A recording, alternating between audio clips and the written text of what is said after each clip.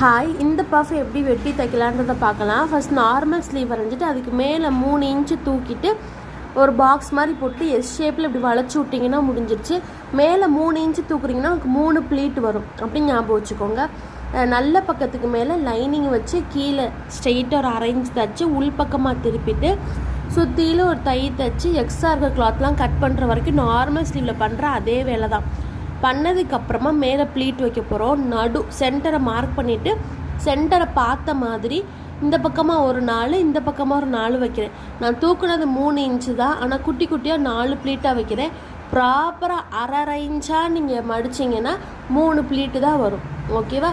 இவ்வளோ தான். இது நீங்கள் 3 இன்ச்சும் தூக்கலாம், இல்லை எனக்கு ப்ளீட் நிறையா வேணும்னா அதுக்கு மேலேயும் தூக்கிக்கலாம். அது நம்மளோட விருப்பம். இந்த கையை உடம்போட ஜாயின் பண்ணும்போது இந்த கை பெருசாக சிறுசாக வந்துச்சுன்னா நம்ம இந்த ப்ளீட்டில் தான் அரேஞ்ச் மாற்றிக்கணும். இப்போது கை பெருசாக இருக்குன்னா ஒரு ப்ளீட் எக்ஸ்ட்ரா